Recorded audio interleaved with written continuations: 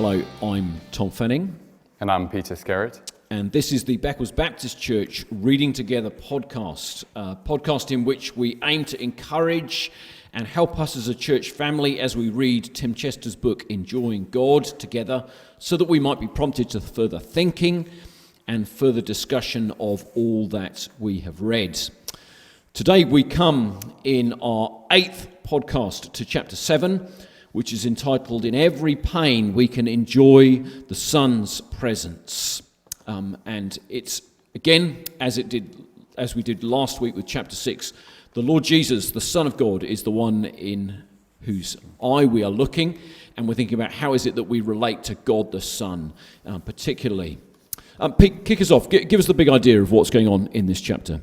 So chapter title, In Every Pain We Can Enjoy the Son's Presence. And the big point is, how do we know what Jesus is like now? Because we can't see him. And the big thrust of the whole chapter is we know what Jesus is like now because we know what he was like when he was on earth. And I was just saying earlier, I was reminded of a time when I was sat with a ladies' Bible study. They said, how should we read the Gospels? Any tips for reading Mark's Gospel? And I just borrowed from Martin Luther. He said, sure, look for Jesus as an example, but what you've got to look at Jesus most for is a gift. This is your Jesus. This is the God who is for you. So when you see Jesus on the pages, you're not just thinking what he was like. This is the same God now, the same one who's for you too. Because I think there's that temptation, isn't there, for us as believers in the Lord Jesus, that now that he's died, risen and ascended, that he's kind of materially changed. There's some way in which he's now different, kind of more awesome. But it's good he seems more distant, isn't it? Yeah, that's the big thing. But we clinging on to that verse in Hebrews 13 that says Jesus is the same yesterday, today and forever. And having that understanding affects the lens with which we then view the Lord Jesus, doesn't it? Yeah, that it is, as we see him in the Gospels, that's truly who he is and how he is. So we then get 3 pen portraits of the Lord Jesus sketched out here, in which Tim Chester tries to flesh out what he said. What particularly jumps out from those to you? I mean, for one thing, I just noticed the way that these are in many ways, very ordinary scenes of Jesus with a few people. And each one just helpfully picks up on a particular condition of the human experience of life, loss or shame or fear, anxiety. And we can all resonate with that. So I think that's one big thing, that the feelings that people felt in the gospel times, we feel. And the comfort that Jesus brings in the gospel, he can bring now too. Particularly the extract where to those who feel loss, Jesus says, don't cry. So this lady at a funeral procession, and he comes along, and his heart went out to her. It's, like Tim Chester says, it's just a wonderful phrase. Jesus could have said Jesus wanted to help her, but he felt something for her, empathy for her.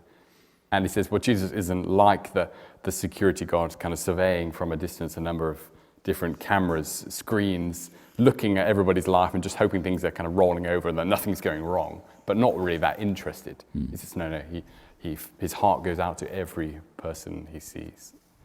So that was just a great comfort. What about for you? Do you think stand out? It's just, Jesus is not kind of doing things from a distance. It's not virtual healing. It's not online healing. This is hands in the muck and mire of life. It is walking with Jairus to raise his daughter, as he says, don't be afraid, as he is touched by the woman in the crowd, as he forgives or restates the forgiveness to the sinful woman. He is sharing a meal with her in her presence, and just that sense of Jesus is not detached but very present with these people who are hurting and struggling. And it is that reality that the Son of God is truly present with those people, and by his Spirit the same is true for us now. I think that just resonated with me, that he has not stood off. He is right in the midst, and in the same way he's present with us now. I think that just struck me.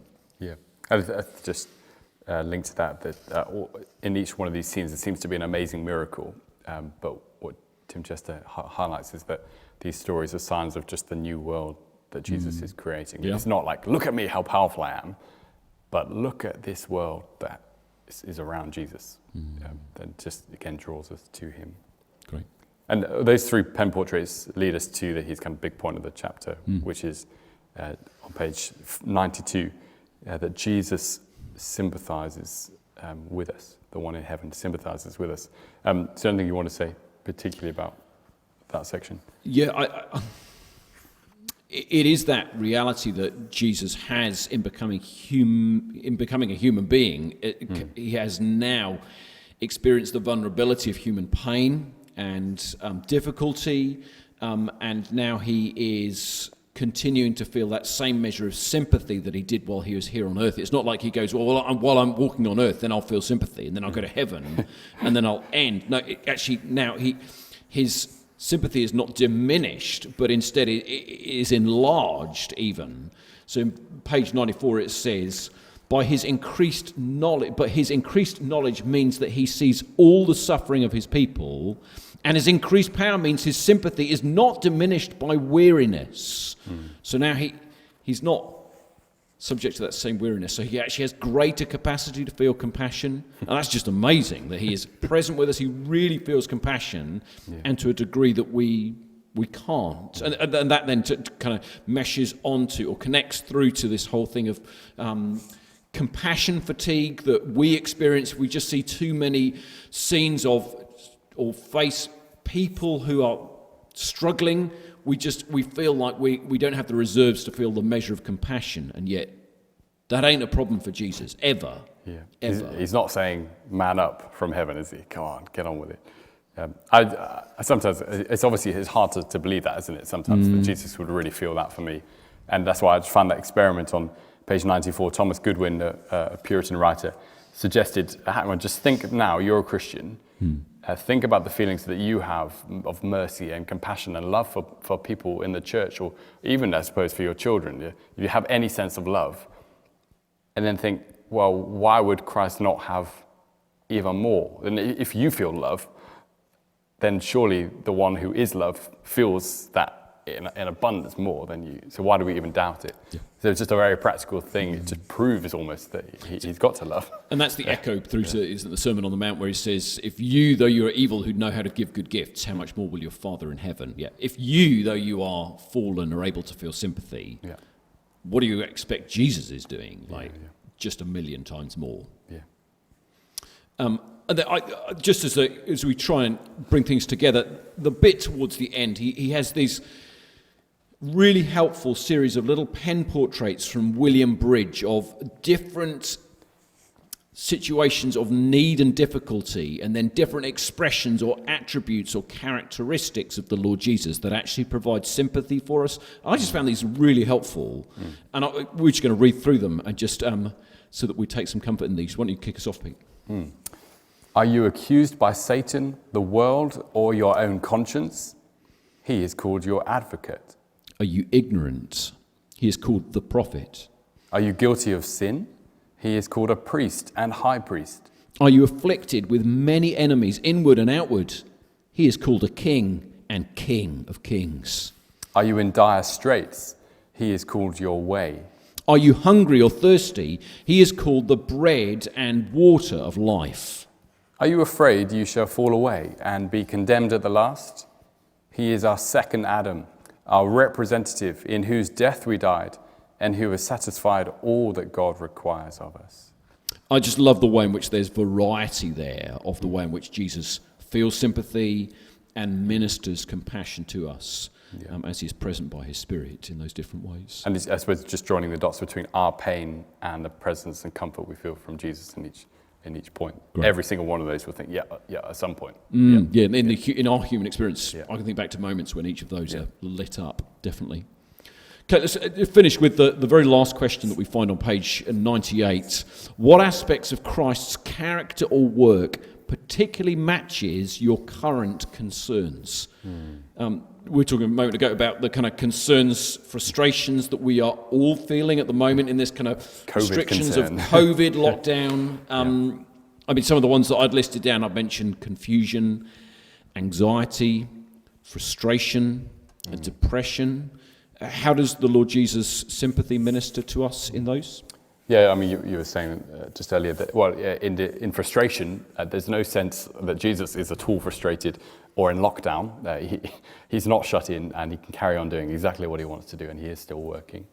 The sense of confusion, where we don't really know what's happening, well, we do know that the Lord Jesus is there in heaven, working all things, and he knows exactly what's happening. But perhaps more pressingly, the idea of despondency and kind of feeling down. I think many of us will probably be feeling that at some point at this time. And I think simply the model of Jesus being as one who sympathizes with that, who living on earth felt that temptation to despondency and despair, and yet for the joy set before him, endured the cross, and now is in fullness of joy with his Father. So a sense of him fully understanding that downness. Yeah. And we see that especially in the Garden of Gethsemane, don't we? Him overcome with burden and sadness and despair and despondency, and yet clinging to his Father. And as he holds on to his Father, he can hold on to us and lift us through those things. Yeah. Okay, that's the end of chapter 7 in Tim Chester's book, Enjoying God in Every Pain. We can enjoy the Son's presence. We'll be back next time with chapter 8, as we think of the last expression of relationship with God the Son.